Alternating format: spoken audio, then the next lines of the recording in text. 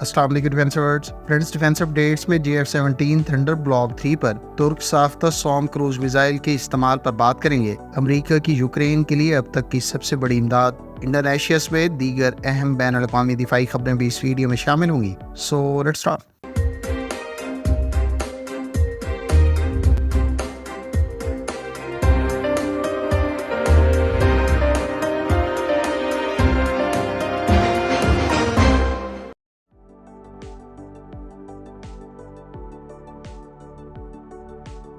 Friends, آگے بڑھنے سے پہلے آپ سے ریکویسٹ ہے کہ ہمارے ٹویٹر ہینڈل کو ضرور فالو کریں تاکہ ہم 50,000 فالوورز کا مائل سٹون جلد اچیو کر سکیں۔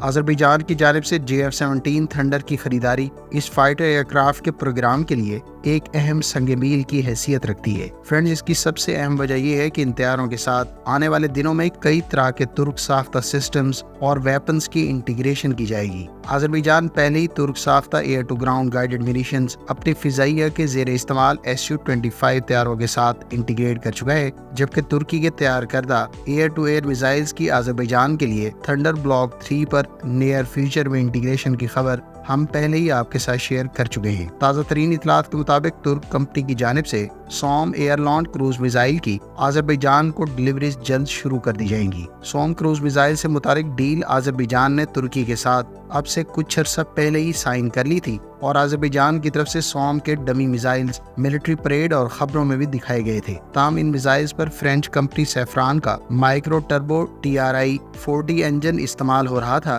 جس کی وجہ سے فرانس نے ان میزائلوں کی آذربائیجان کو فروخت روک دی تھی۔ اب ترک کمپنی KLR کے تیار کردہ KTJ-3200 انجن کے ساتھ اس میزائل کو کامیابی سے پاورڈ کر دیا گیا ہے، لہٰذا ترک کمپنیاں بہت جلد اس میزائل کی آذربائیجان کو ترسیل شروع کر دیں گی۔ آذربائیجان کی جانب سے تھنڈر بلاک 3 کی ایکوزیشن کے بارے میں ہم پہلے ہی آپ کو آگاہ کر چکے ہیں۔ اس ڈیولپمنٹ کے بعد ترک ساختہ سوم کروز میزائل بہت جلد نہ صرف آذربائیجان کے زیر استعمال اکینجی ڈرون Su-25 بلکہ GF-17 تھنڈر بلاک 3 کے ساتھ بھی انٹیگریٹ کر دیا جائے گا۔ خیال رہے کہ ترک کمپنی ایساسان کی تیار کردہ پہلے ہی پاکستان ایئر فورس کے زیر استعمال GF-17 تھنڈر بلاک 2 اور بلاک 3 طیاروں پر استعمال کی جا رہی ہیں، جبکہ ایسل پارٹ یقینی طور پر آذربائیجان کی انوینٹری میں آنے والے عرصے میں انڈکٹ کیے جانے والے GF-17 تھنڈر بلاک 3 پر استعمال کی جائے گی۔ یوں GF-17 تھنڈر بلاک 3 کے ساتھ نیئر فیوچر میں دیگر ترک ساختہ ویپنز کے ساتھ ساتھ سوم کروز میزائل بھی دیکھنے کو ملے گا۔ دوسری جانب یہ پیش رفت دیگر پوٹینشیل کسٹمر کو بھی اس جانب مبذول کرے گی کہ وہ اس ملٹی رول لیکن کم لاگت کے ساتھ طیاروں کو اپنی ضرورت کے مطابق نئے ویپنز اور موجودہ سٹاک کو استعمال کرنے کے لیے ایکوائر کر سکیں۔ اس سے پہلے کہ چینی اور پاکستانی ساختہ ویپنز کے بعد اب اس طیارے کے ساتھ ترک ساختہ ویپنز بھی اتحادی ممالک کو آفر کروائے جائیں گے۔ خیال رہے کہ SOM air launched cruise missile 280 kilometre کی رینج رکھتا ہے اور اس میں ایئر ٹو گراؤنڈ کے علاوہ نیئر فیوچر میں اینٹی شپ رول میں کنورژن بھی دیکھنے کو مل سکتی ہے۔ GF-17 تھنڈر بلاک 3 کی آذربائیجان کے لیے سوم کروز میزائل کے ساتھ انٹیگریشن یقینی طور پر اس کروز میزائل کی پاک فضائیہ کے لیے کنسیڈریشن کی راہ بھی ہموار کر سکتی ہے۔ گو کہ پاکستان پہلے ہی نیوکلیئر کیپیبل اور کنونشنل وار ہیڈ سے لیس راد اور Taimur air launched cruise missile بنا اور GF-17 تھنڈر کے ساتھ انٹیگریٹ کر چکی ہے، تاہم نیئر فیوچر میں ترک ساختہ سوم کروز میزائل بھی پاکستان ایئر فورس کی انوینٹری کا حصہ بن سکتا ہے۔ آپ کی اس بارے میں کیا اوپینین ہے؟ کمنٹ کر کے ضرور بتائیں۔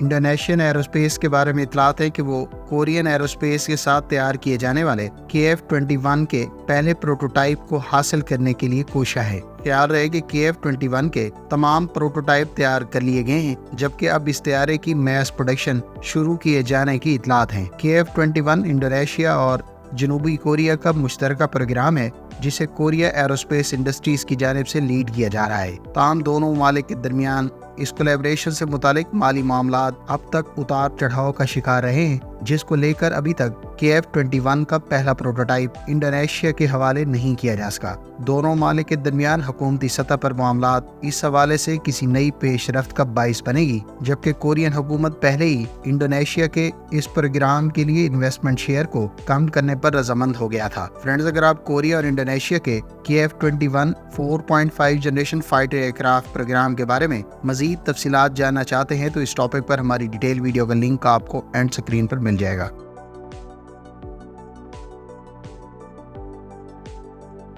فرینڈز، امریکی حکومت نے یوکرین کے لیے اب تک کی سب سے بڑی امداد کا باقاعدہ اعلان کر دیا ہے۔ امریکہ کی جانب سے یوکرین کو نئے ملٹری ایڈ پیکج کے تحت نئے ایئر ڈیفنس سسٹمز، اربوں ڈالر مالیت کے ایمونیشن کے ساتھ ساتھ F-16 فائٹر ایئر کرافٹ سے متعلق ایکسپینڈڈ ٹریننگ پرووائڈ کی جائے گی۔ خیال رہے کہ اب سے چند ماہ پہلے ہی یوکرین کو ابتدائی F-16 ڈیلیور کیے گئے ہیں، جبکہ امریکی حکومت کی جانب سے حالیہ $5.5 ارب مالیت کی یہ ایڈ اس ماہ کے آخر میں فسکل ایئر ایکسپائر ہو جانے کی وجہ سے ختم ہو جانا تھی، جسے امریکی حکومت کی جانب سے ایمرجنسی بنیادوں پر منظور کیا گیا ہے۔ دوسری جانب امریکی صدارتی امیدوار ڈونلڈ ٹرمپ، جنہوں نے نومبر کے انتخابات میں حصہ لینا ہے، وہ پہلے ہی اس جنگ کو حکومت میں آنے کی صورت میں ختم کرنے کا عندیہ دے چکے ہیں۔ تاہم بائیڈن انتظامیہ کی حکومت کے دوران یوکرین کو بلا تعطل مختلف نوعیت کے ویپنز اور سسٹمز پرووائڈ کیے جاتے رہے ہیں، جبکہ اربوں ڈالر کی سیکیورٹی اسسٹنس انیشیٹو کے تحت امداد اس کے علاوہ تھی۔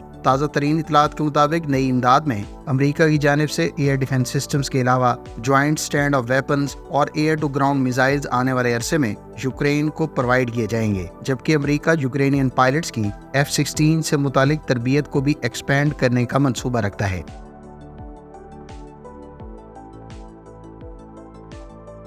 جاپان کی میری ٹائم سیلف ڈیفنس فورس کی 2 شپس کے بارے میں اطلاعات ہے کہ انہوں نے پہلی مرتبہ تائیوان اسٹریٹ سے سیل کیا ہے۔ جاپان میری ٹائم سیلف ڈیفنس فورس کی 1954 میں قیام کے بعد یہ پہلی مرتبہ ہے کہ جاپانیز میری ٹائم سیلف ڈیفنس فورس کی 2 شپس نے مشرقی ایشیا کی سب سے متنازع قرار دیے جانے والے سمندری راستوں میں سے ایک سے گزر کیا ہے۔ جاپان کے ڈسٹرائر نے 25 ستمبر کو چین اور تائیوان کے درمیان موجود پانیوں میں آبنائے تائیوان سے گزر کیا، جس کی تصدیق جاپانیز قومی سلامتی کے معاملات پر مہارت رکھنے والے قانون سازوں نے بھی کر دی ہے۔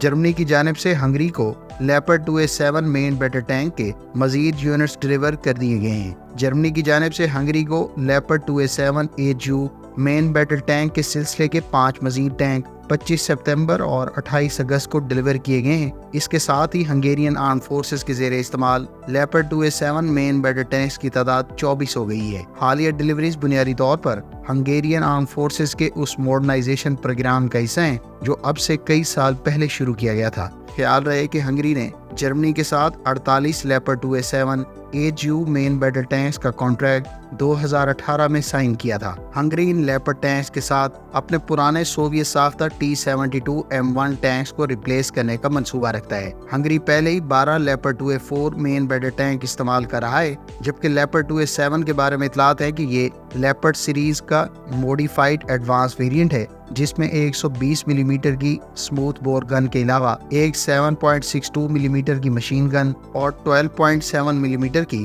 M2 ہیوی مشین گن استعمال کی جا رہی ہے۔ اس ٹینک کو 1500 ہارس پاور کے انجن سے پاورڈ کیا گیا ہے، جبکہ 66 ٹن وزنی اس ٹینک کی ٹاپ سپیڈ 70 کلومیٹر پر آور بتائی جاتی ہے۔ ہنگری کی آرمی کی جانب سے اس سے پہلے جرمن ساختہ 24 PZA 2000 سیلف پروپیلڈ ہوئٹزرز بھی 2018 میں ایکوائر کی گئی تھی، جبکہ دونوں ممالک کے درمیان ٹینک اور ہوئٹزر سے متعلق ڈیل کی مالیت 1.6 سے لے کر 1.8 ارب یوروز بتائی جاتی ہے۔ فرینڈز، یہ تھیں آج کی ڈیفنس اپڈیٹس۔ امید ہے اس ویڈیو سے آپ کی معلومات میں اضافہ ہوگا۔ ملتے ہیں نیکسٹ ویڈیو کے ساتھ، اپنی دعاؤں میں یاد رکھیے گا۔ اللہ حافظ۔ پاکستان زندہ باد۔